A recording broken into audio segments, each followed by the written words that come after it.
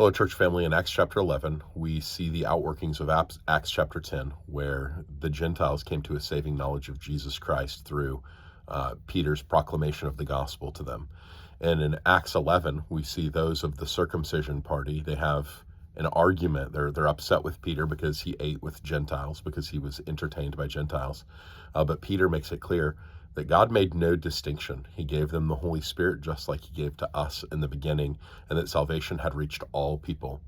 But we see in that next section in Acts chapter 11 that when they had first gone out after the persecution of Stephen, they weren't sharing the gospel with everyone. They were only sharing the gospel with their fellow Jews.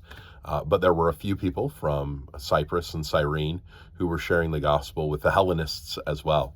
And those people were coming to a saving knowledge of Jesus Christ, and they were largely located in Antioch. And at the end of the text, what we saw is that the church in Antioch is not only sharing the gospel with all people, but they're taking care of the church in Jerusalem. And so what we see here is the transformation that the gospel does in people's lives.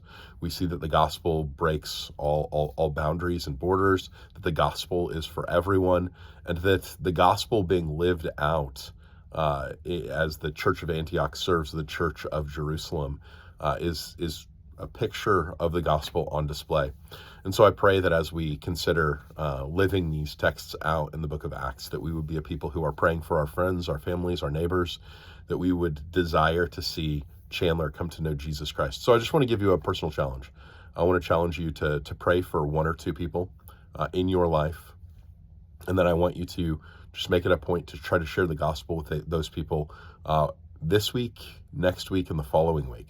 So for the next couple of weeks, just have intentional gospel conversations with people, and we will see how the gospel goes out through the power of the Holy Spirit and the preaching of the word.